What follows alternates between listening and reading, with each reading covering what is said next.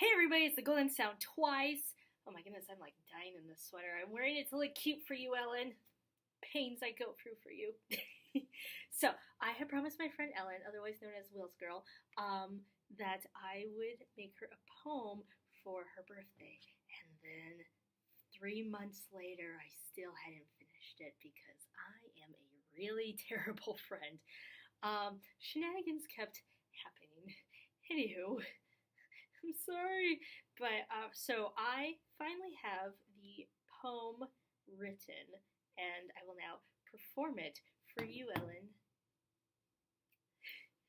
as you had requested so long ago. I'm so sorry this took so long. Sorry. Okay. Are you ready? Are we ready? Are you ready? Are you ready?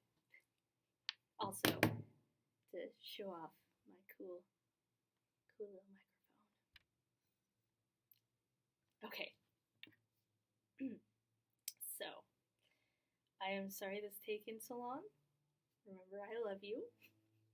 It's just so Ellen and I, we met in college, and I don't know if anybody saw the video where we talked about our thoughts on Leonardo from TMNT 2003 series. But I had mentioned that we were in the same class together, and I was wearing a TMNT shirt, and I strolled in, and she denies that she did this, but in my memory, it went something along the lines of like, "Is that a TMNT shirt?" And like she was all the way over there, and I was all the way over there, and I was like, "Why, yes, it is." And then she we just kind of like ran at each other, and she will claim that this didn't happen, but in my memory, my perspective, this is totally what happened. And if we didn't run at each other, we at least did a quick brisk towards each other amongst all of the seats and desks, and we met halfway and just plopped, and we were like, "So you like TMNT? I like TMNT. Tell me all of your favorite things about the show. What series do you like?" "Oh, you like 2003 the most? I do too. Let's just talk and talk and talk." And then our professor came in, and she was like, "Okay, you two, you can go back to your seats." And like the two other people that were like always sitting there were just kind of like, "That's our spot. I mean, like, I know it's not assigned seating here, but like that's our spot."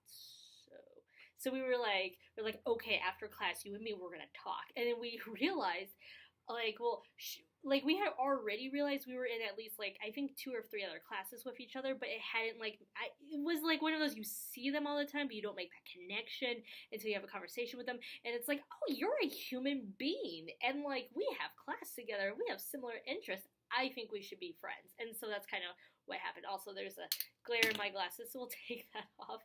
As you can tell, I'm in a different location, but where? How did I get here? Who did I have to bribe to be here? More news at 11.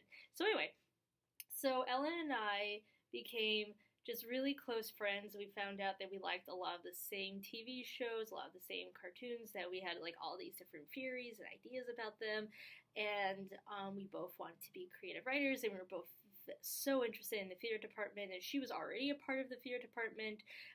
She was were we juniors the same year? No, you were a senior, Ellen, I think, and I was a junior.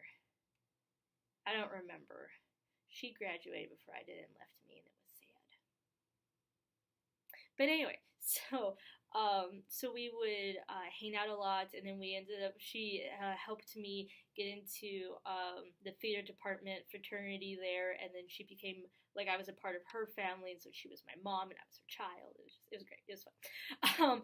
And so we've always been there. I think since then, we've always been there for each other, and even if, like, months go by where we're not really able to talk because she was in grad school and I had all of my health issues going on, we always try to make time for each other because, like, she's wonderful, and you are, Ellen, you're wonderful, and I love you very much, and you're just such a close, wonderful, wonderful friend. I'm, like, real talk, guys, I would not be where I am today without Ellen. She's definitely like a lot of my creative stories that I wanted to work on. Like even getting onto Tumblr and hanging out with people on Tumblr has all really been because of her, because she's like sat me down and been like, you should follow these people, you should talk to these people. Oh, you're writing about X? Have you thought about it from this point of view? So Ellen is just lovely and wonderful and just made of all the wonderful stuff of this earth.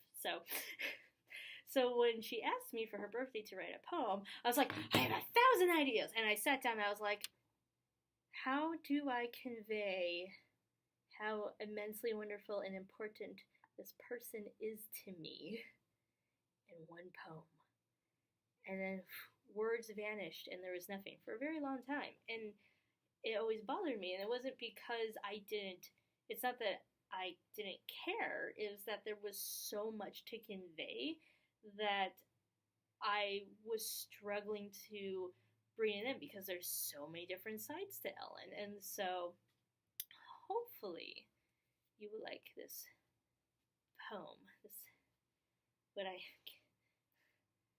And of course I go to read it, I'm just like, I could have done this better. There's always a million better ways to say just how wonderful you are. Go wipe away a tear, I'll be right back. Okay, I'm back. Alright, but in all seriousness, so here is my poem dedicated to Ellen, my wonderful friend.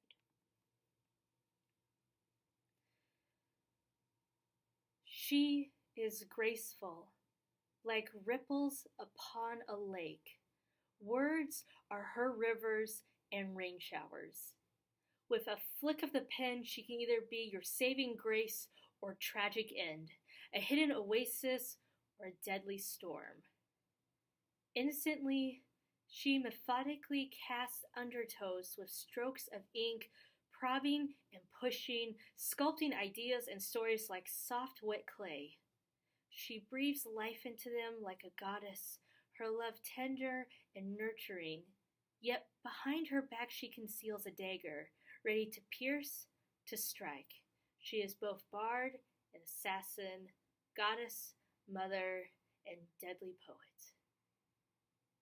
So, happy birthday, Ellen. Happy, very belated birthday, Ellen. I love you. Thank you for putting up with me. You're wonderful.